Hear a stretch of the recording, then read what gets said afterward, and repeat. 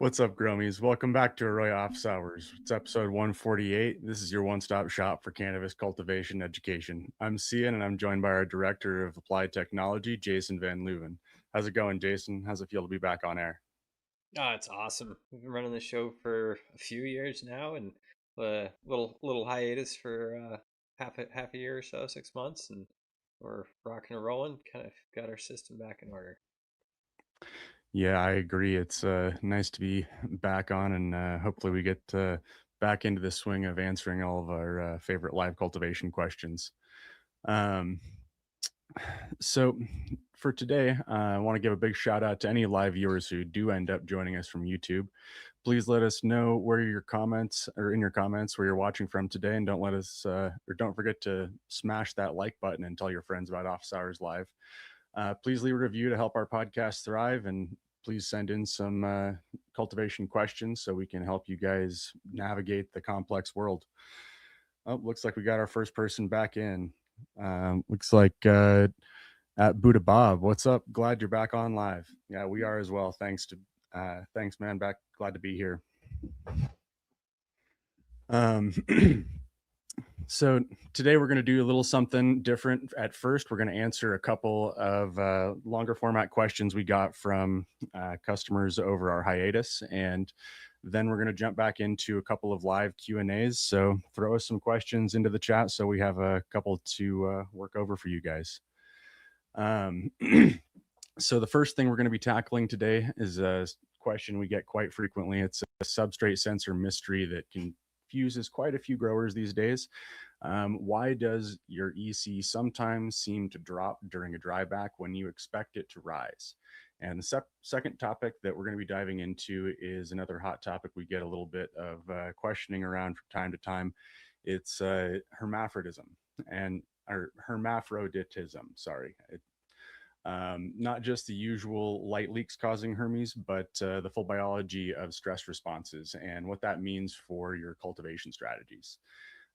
Jason, before we jump into the topics, why are these things so important for our growers to get a firm grip on? Yeah, sensor technology. Obviously, as things improve, we've been happy and really um, really lucky to be access to some of the best technology for substrate moisture and EC monitoring in the industry. And obviously, the Teros 12 was long running sensor. I used it for 6 years, I think, and 6 or 7 years, and it was one of the most prolific on the market. Not only as far as its ability to accurately detect ECs, um, but there's always going to be better as technology improves. We have seen a little bit more accuracy out of our Taros ones, and we're going to dive into when we would expect to see that accuracy a little bit better in the Taros one at some conditions that it's more aligned to than the Taros 12. Um, but yeah, it's important to understand the differences because I think a lot of us are ingrained as in our brains as far as how that Taros 12 reacted to substrate conditions.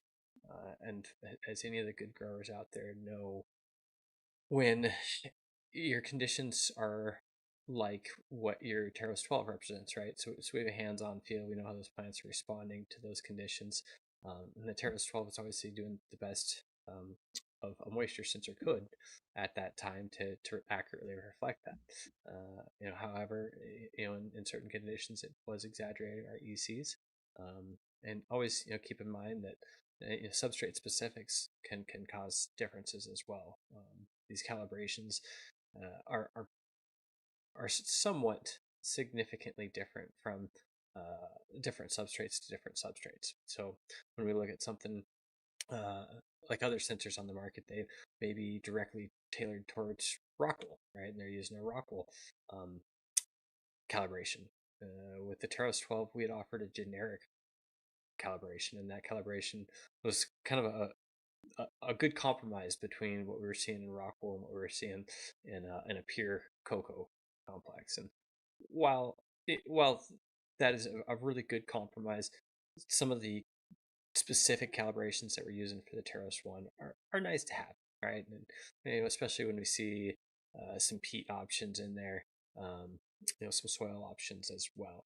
When we're looking at hydroponic medias, the calibrations are all somewhat similar. And I say that because when we look at the calibration for something like clay or native soil, they are very different than it would be from something like peat or cocoa, right? So we could say, hey, sure, we've got our hydroponic medias, our cocos, our perlite blends, our peats, rockwools, and then we have some of the natural soils, clays, um, silts, loams, and those are way different, right? So the spectrum, when we're zooming in on hydroponic medias, sure there is some differences, but we were grouping all of that basically into the generic soilless calibration on the Terrace 12. I think that's a great introduction to kind of what we're seeing with that.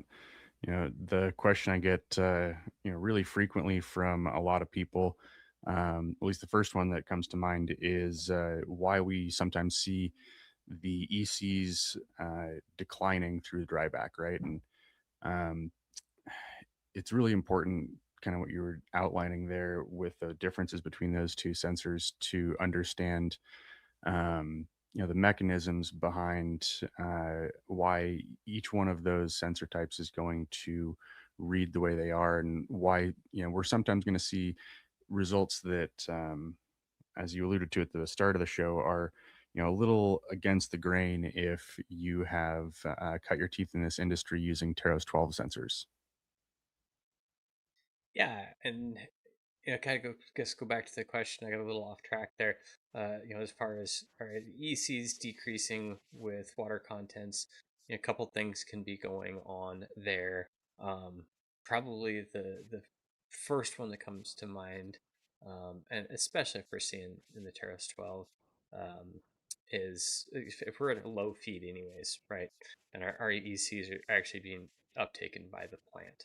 All right, so if I'm feeding it something like a 2.0 and I'm trying to grow a big hungry plant, it might be eating more ECs than are in the substrate, right? And we especially see this in a smaller substrate where the the plant is literally taking up water and nutrients from every pore in that substrate, right? So if we're in a 1 gallon, 1.5 gallon, maybe even a 2 gallon with a huge plant, the each crevice in that substrate is going to be holding nutrients, but the plant's got access to all of them, right? Let's say if we're like a 5 gallon, right? We might have some areas in that substrate where the substrate stores the nutrients, and so the total amount of nutrients in there is going to be much higher, right? So if we're at a 2 EC in a 2 gallon, we would have to be at 4 EC in a 1 gallon in order for the total amount of nutrients in that substrate to be the same, right? We're talking about the concentration of nutrients versus total available nutrients. Obviously, different effects on the plant as those concentrations is really what the plant sees when it's uptaking it. So not apples to apples and how that would affect the plant, but as far as where that nutrient load is at. So if we see our ECs declining with water content, let's say we're at a 3.5 for today's nutrient levels in the substrate, a 3.0, 3.5, and day over day we see, oh hey, our ECs are dropping. The next day we feed it a 2.5, and we might even see that nutrients come up a little bit. That means we're probably just underfeeding, right? And so in that case, a simple fix. Let's get some higher levels of nutrients into our batch tanks into our dosers. Let's just increase how much we're able to feed that plant. Um, with the Taros 12s, one thing that can be happening is when we get really low in water content, sometimes those ECs are exaggerated. So in the capacitance measurement, it's really relying on the conductivity of that substrate, or the more specifically the nutrients in that substrate in order to conduct that measurement. So if we look at distilled water, right? So water that has no molecules in it as far as electrolytes, salts, electrolytes in this case. It's not going to be able to really read even in distilled water because there's no ability for that electrical current to pass from pin to pin on the sensor. since we are working in any situation that has nutrients in it, we're able to estimate the amount of nutrients from the conduction of those those signals from pin to pin. And so when we don't have a lot of electrolytes, let's say our water content's low, right? Even the concentration might be okay, but the water content's low. That Taurus 12 is going to exaggerate it. It's limited by its ability to have a good uh, connection, a good electrical conductance between those pins.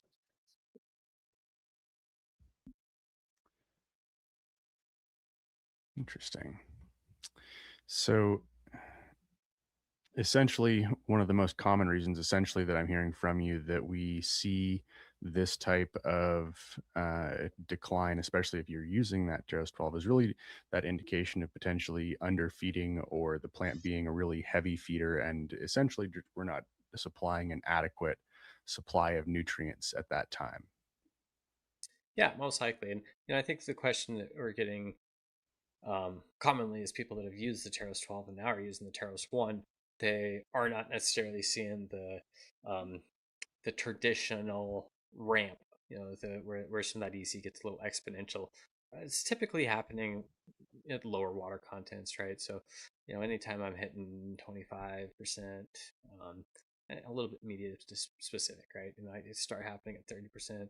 It's gets worse, it's even more exaggerated at 25 and 20%. We're not seeing that in the Taros 1 like we were with the Taros 12. And so you have some people that are saying, hey, my ECs aren't climbing during my drybacks as much or not at all. And a lot of times that's just because of improved accuracy on the Terrace one at the lower water contents. This is especially true when we get under 20%. When we get under 20%, you're likely to see a fairly significant difference between the readings of those two different sensors. Um, and how does this affect the plant? Well, we're so accustomed to that Terrace 12 ramping up. We like it, right? We're like, yeah, our ECs are stacking.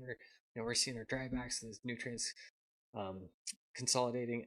And yes, we do see a little bit of that. But a lot of times, it's the plant's pulling water. It's actually pulling the same amount of nutrients as it is water, right? And so we'll see that EC stay fairly stable.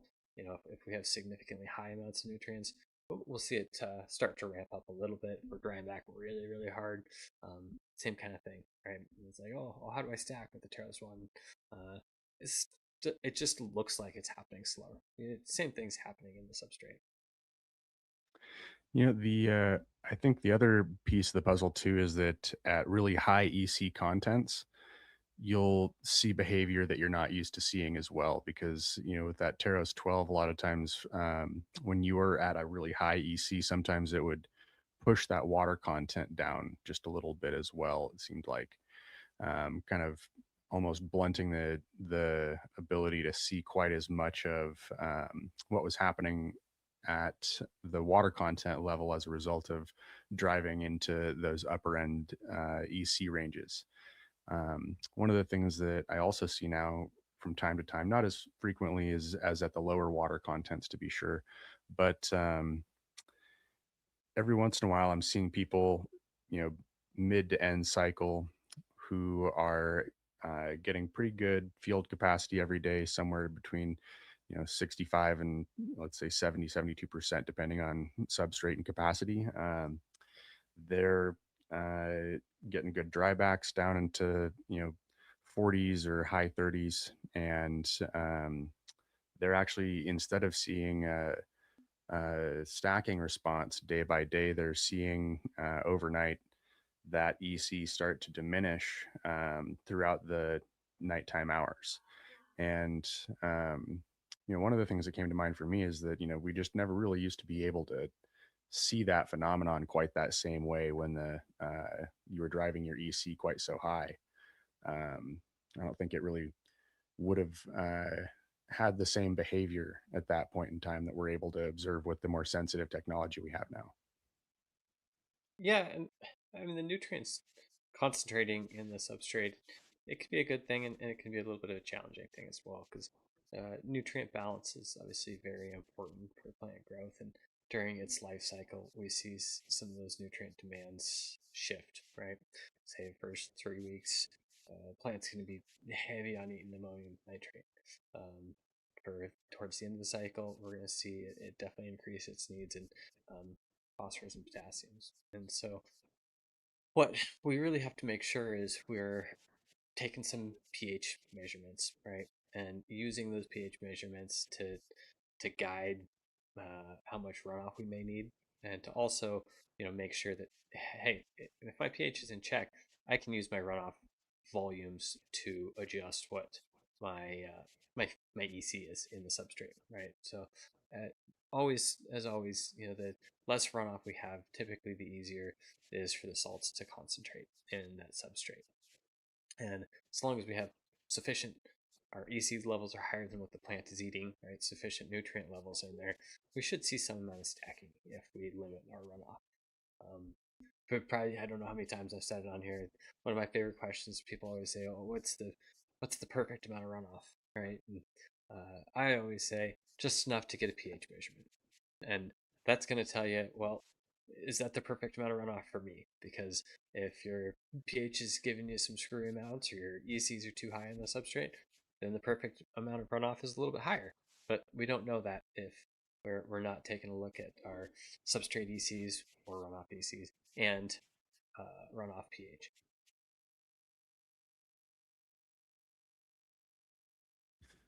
And, you know, I always talk to growers about, trying to use consistent runoff pH monitoring as another one of those tools to be able to observe, when the effects that you're observing in the EC curves might also be paired with, uh, a either a low or an abnormally high pH in your runoff. Is that one of the things you've traditionally used as a tool in that regard? Yeah, absolutely. It's a lot of work to go in and take pH measurements for your runoff, especially if you want a good representative average. We're looking at lots of plants, right? Okay, let's say three a zone would be a good place to start on a representative average on their runoff. Sometimes if you have very uniform plants and good uniform irrigation systems in there, you can get away with a little bit less work, right? And also is, when do you take those measurements? So do I want to take them at my first runoff? That's going to give you the most representative pH of the substrate, right? That's not always easy, right? Especially if I don't have good plant uniformity and seeing some runoff in different places across that room.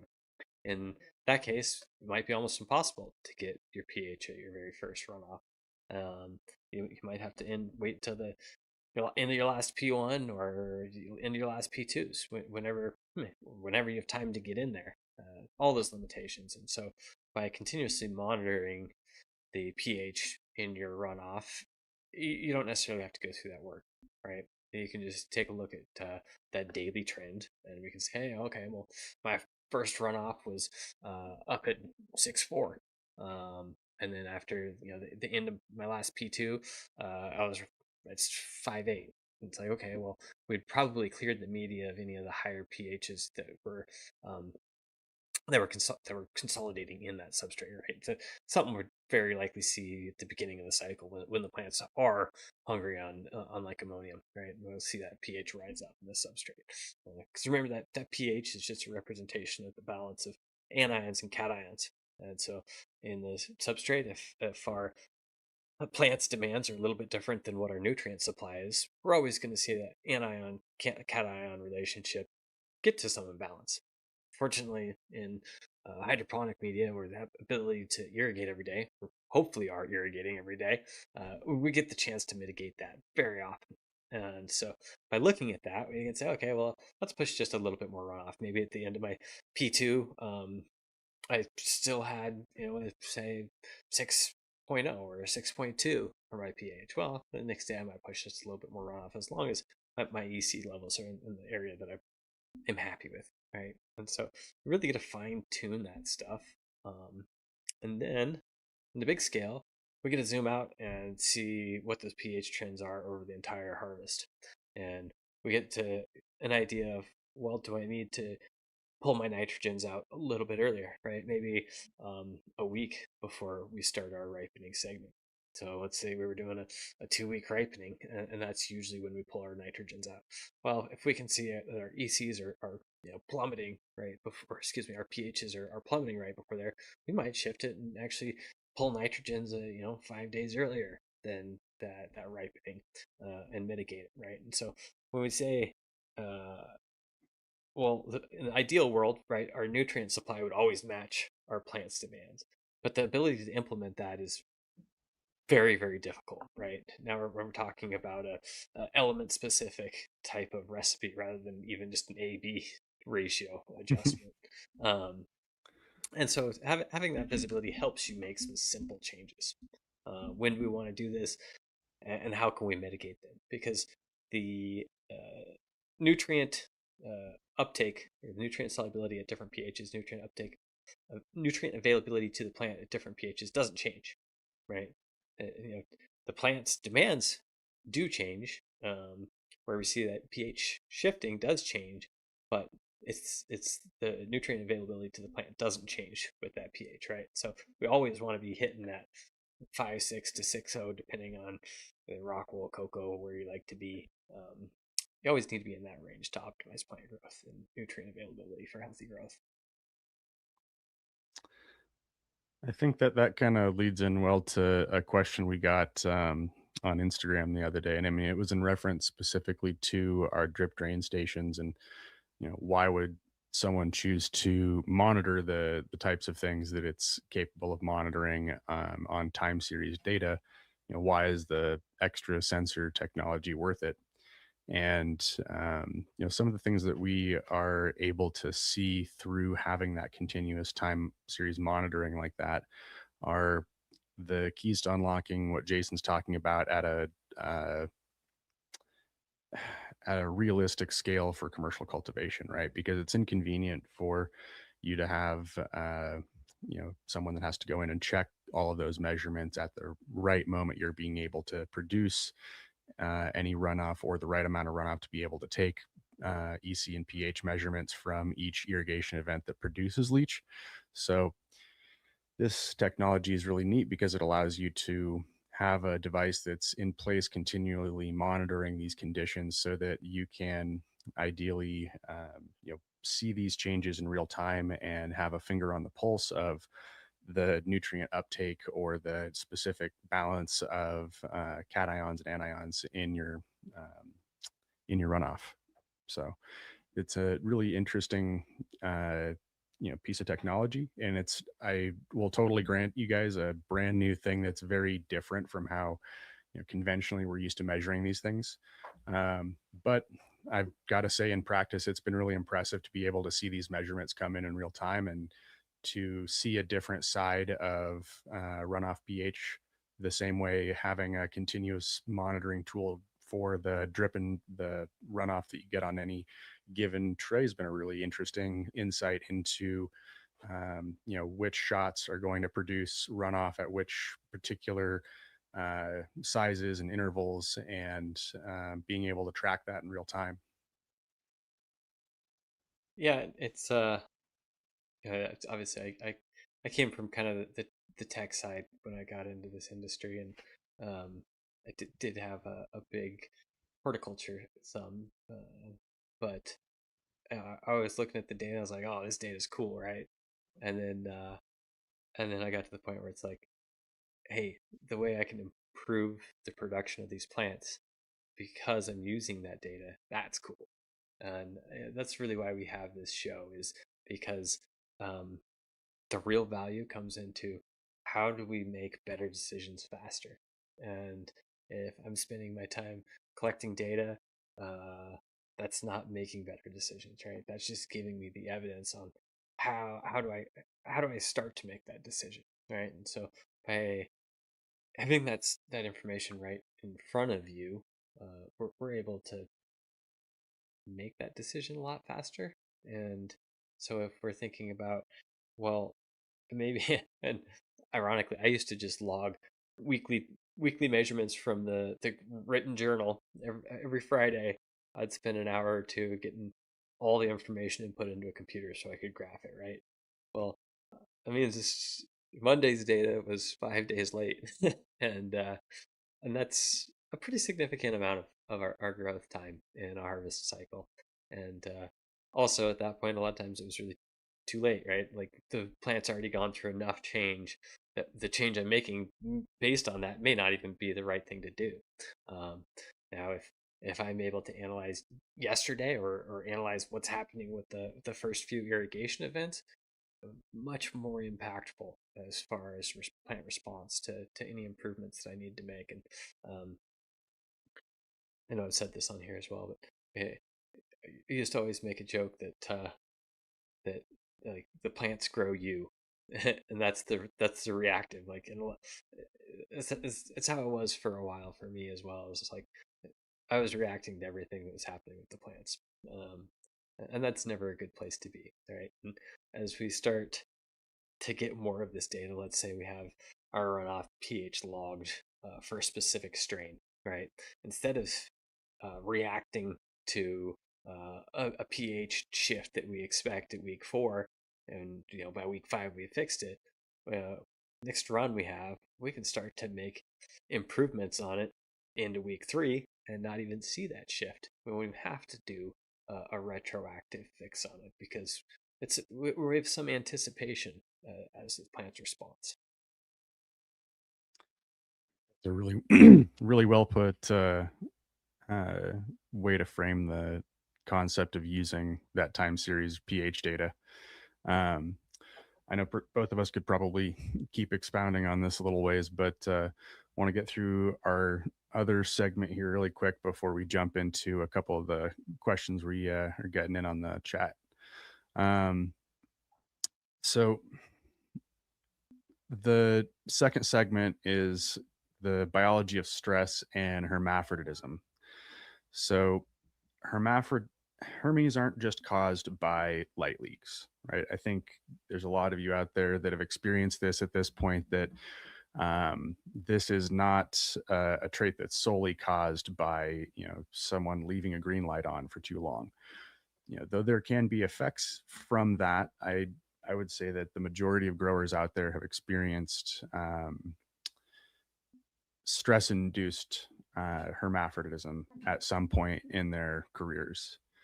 Have you ever seen that yourself, Jason? No, no, I wouldn't grow herms, man. Yeah, yeah, yeah. I'll be honest. Yeah, we did. We did. It's one of those things. I mean, if you push plants too far outside of the zones where they can really thrive comfortably for too long, you are definitely sending stress signals to the plant that are, unintended and potentially very harmful. And at that point, the plants can respond. And if they have a genetic predisposition towards herming in the first place, you may well see that those plants expand on that genetic predisposition with a little bit of push from you in the right direction. And I definitely, I get asked about plants that herm from time to time because people run into these situations where, they thought they had a stable genetic lineage, and all of a sudden, they've got a huge section of a commercial room that's starting to trend towards herming. And I've got a couple of different theories that have been floated to me over the years about why the plants react that way in situations where they haven't been able to find any light leaks. They haven't really witnessed any sort of issue with the genetic before these events that would have led them to believe that this was happening. But then, pushed into a scenario where maybe uh, they had the heat up too high for a full 24 hours, and the plants just really reacted poorly to the situation. Um, so, I guess the point of the matter is that there's a couple of different ways that you can get herms in your crop, right? And while light leaks is certainly one of those ways that I think everyone is readily aware of at this point, there's some other ways that we can uh, push our plants to the brink and push them into a scenario where that genetic predisposition results in the formation of herms. Um, what do you think about that, Jason? Yeah, I think you and I kind of had the same experience where everyone was always worried about light leaks as the main culprit, and really they can come from any event that is stressful enough for the plant to have a survival mechanism trigger, basically. And biologically, what's happening that's causing these is enough either biotic or abiotic stress is being applied to the plant um, that it wants to have some ability to reproduce. And that it's caused by hormone imbalance in there, right? So any type of environmental things, any type of root zone things can cause, well, almost all of them do cause some type of hormone shift in the plant, right? When we're talking about crop steering, that's exactly what's causing it. Is we're a lot of times using EC levels and environmental levels, temperatures to shift the hormone balance in the plant. That's it's really cool because we can get it to grow different, right? We want a nice short stubby plant. We make sure we're getting high levels of light and we're pushing a little higher nutrient levels. Um, it also happens to be what it sets in bud development really well, right? So we're talking about how do we use this to modify our node spacing and stuff. Well, same kind of thing happens with uh, stressors, right? And so, and let's say probably one of my favorites as an example would be in a room that has very poor HVAC control or environmental factors that shift quickly and often. Um, and what's happening in that case, right, is the plant is continuously responding to that. It's trying to adjust to the VPD conditions it's in, right? Maybe we're dragging it from let's say zero point 0.5 to 2 for VPD. Let's say it's that 10 times a day, 15 times a day. Well, the plant's it's burning energy. It's using ATP in order to close the guard stills on those stomates. So it's continuously trying to adjust to those different environments. And not only is that a very poor use of ATP, right? We're trying to use the plant's energy to build biomass. We're trying to use it to build, a nice chemical profile on this plant. But it's also, triggering a response in that plant that's going to have higher levels of like jasmonic acid as a hormone, stress hormone, reduced levels of oxygen, that type of stuff. And that is a lot of times what's going to cause your herms, right? And so, an environment that's bouncing all over the place definitely can do it. Especially if it's day after day. Right? These balances don't change typically overnight, right? And so, like if we had one night where the lights got left on all night, probably Mm, probably not as worried about that as poor environmental conditions, right? Or some types of diseases in our root zone would be an example of a biotic stressor that is causing a plant to possibly herm. Um, I was supposed to preface all of this with the genetic sensitivity to herming as well, because that one's always catches people by surprise, and to be like, yeah, my conditions were pretty decent. It's something I wouldn't expect to happen, and we get a new cut in, and we see it happen. Well, it might require some type of shift to your environment for that specific type of genetic. Maybe that genetics is much more sensitive to those hormone imbalances that cause hermia. I think that's really well said. And I think a lot of people kind of skim over looking at their environment and the potential amount of shifts that they're having per day as one of the causal factors when experiencing, a few herms popping in a batch that they thought was a really stable genetic. And you can kind of imagine the stomates opening and closing and opening and closing and opening and closing, and how much energy and how intense that must be for the plant to go through that. Oh, sorry, everybody. Um, so, uh, yeah, essentially, intense environmental stressors can be one of those factors that I think are oftentimes overlooked when people want to kind of first jump the gun to looking for potential light leaks. It's like, sure, that may be happening, but also, how often in a day are you experiencing you know uh, a full 1 kPa swing in your VPD? That might be a larger causal factor to look into before you are, trying to run down potential light leaks to a point of driving yourself a little crazy.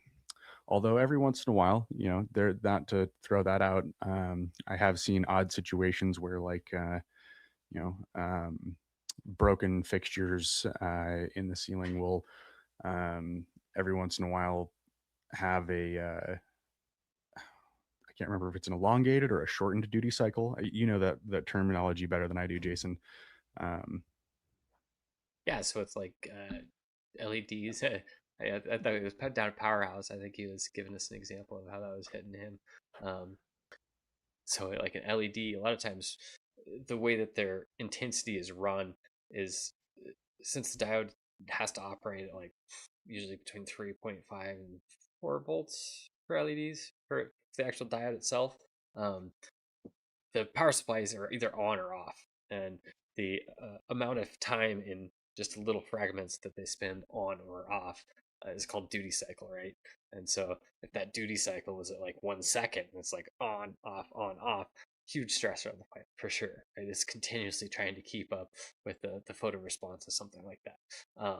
Now, most of the time, those things are switched in, hopefully, thousands of hertz, right? Maybe hertz, which is faster than can be actually perceived by the plant. It's faster than most of us perceive. It kind of goes back to the fun experiment where if you take your camera, it's maybe taking pictures, your video camera, it's taking pictures at like 30 frames per second. Um, lights will be flickering, right? So this has happened a lot with older LCD monitors. You'd see it on the news screen where the you can see the lines going up and down on the monitor. Well, that just goes it happens with frame rate, right? All the things refreshing. Kind of similar um, with how LEDs are working, right? They're very very quickly switching on and off, right? And so let's say we're at 100% intensity on an LED, well, it's just going to have a higher amount of time on than off, right? Even though it's switching hopefully thousands of times a second, it can just be on for just slightly longer. Well, if we reduce it and say, hey, well, we want to be at 50% light intensity for this LED, well, it cuts that duty cycle in half and says, okay, well, now I'm only on for it could be 1 nanosecond instead of 2 nanoseconds, right? And so it's the percentage of on versus off. Would might be the easiest way to say what that is, but it's very similar. Fast changes to the plant's um, environment, bird zone, uh, definitely can cause this stuff. I mean, I hate to bring up the solo cup challenge, but I was thinking like, man, if we dried things out really fast and then we got it soaked up real fast, wonder if that would do it too. But didn't see any of the contestants, so that's funny. That was a pretty cool challenge, honestly. You, I thought it was fun to watch.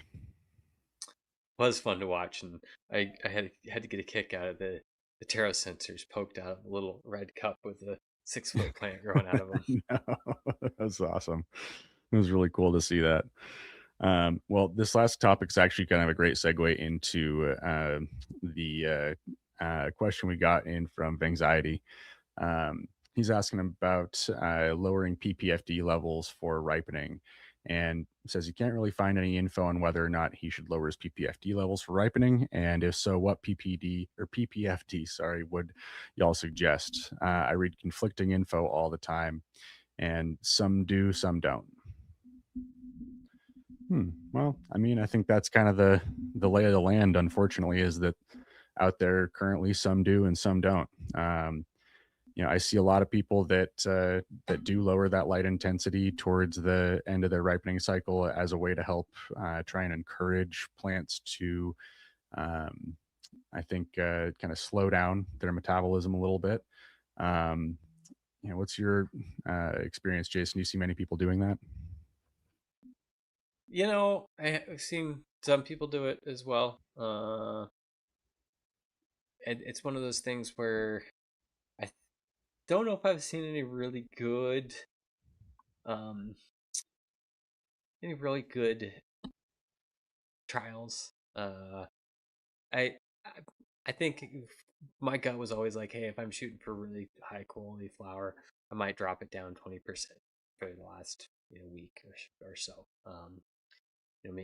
Maybe for all of ripen, I drop it down 20%. It's, when we're thinking about, all right, well, if I'm running at 1200, 1400 micromoles, yeah, that 20% is really not super significant, right? Most of the time, hopefully these plants are already getting sufficient light levels to grow to most of their potential. Um, and so I might drop it down just a little bit to help promote some of the chemical profiles in that plant. If I'm going for total biomass, yeah, I'm not probably going to turn down my light levels. I was just going to see if I could find a quick research thing on this while you chat about it. Yeah, I'd say that matches what my experience has been. I've played with it a little bit, but I've never really gone beyond lowering it by at most 20%. And, uh, you know, personally, I've never seen any major issue or loss of quality from doing that. But then I've always also been growing majoritively with HPS overhead. So part of the reason I've always kept my intensity high is I have a high ceiling, and well, I can always, if I want to lower that PPFD by just little bits, raise my lights up a little bit and give myself just a tiny bit more headroom, which I know isn't necessarily everybody's situation out there. But that latent heat load from the lights really helps to be uh, my only source of real heat in the wintertime. So, really happy to have those HPSs in there in my own particular situation. Looks like he says, I think most people do it to manage heat issues. I can read heat. Oh, because I read heat can destroy the terps. Interesting.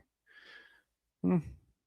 Well, terpenes are volatile, so higher amounts of heat means that they are going to off gas or degrade quicker. Um, Obviously, we should be building them significantly faster than we're losing them. I mean, that's why heat temperatures are really important in dry rooms, right? We're trying to keep those things nice and cool, um, keep our volatiles in the within the trichomes of that plant. Yeah, if I've just been like I said, I was trying to find something. To use this site called Frontiers and that has really good scientific articles and journals that almost always have experimental data tied in with them. And while it's not the golden truth, it is scholarly stuff that's a lot of times done at university extensions. And we're fortunate enough that here in 2026 we do have a number of research institutes that are getting good information out there. So Very true. A couple of really interesting things that are being talked about out there these days in the academic spheres. Um, we've gotten to work with a couple of academic partners recently. That just really interesting to get to see that side of the academic agricultural world through the lens of people doing the experiments. All right. Well, I think we'll probably wrap it there.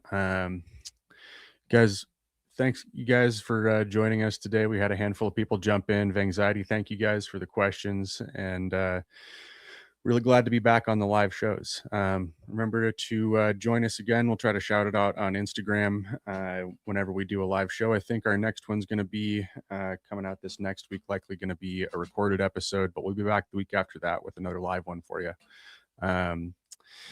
So remember, guys, the data is there to tell you a story. It's not really, just thinking about everything in terms of the way the story has traditionally played out, but you also have to kind of look at the data through the lens of how these sensors are evolving and how they work now to be able to understand some of the nuances that you may be seeing in the graphs. So don't let the old way we've always done things, cloud the excitement to learn some of the new technology out there and how it can be helpful. Um, if you want to see a little bit more about the Arroyo system and how it can help you monitor these trends in real time, how you can get some help keeping your crops stable, head over to arroyo.io, book a demo with our sales staff today. Don't forget to subscribe to our YouTube channel, our Spotify channel, Apple Podcasts. Leave us a like or review wherever you follow us, and shoot in some questions over on Instagram or to our email, sales@arroyo.io. Please keep giving us a little bit of fuel questions here and there to be able to make sure we give you guys some fun and educative episodes. We'll see you guys all in the next episode, 149. Till the next time, everybody. Cheers.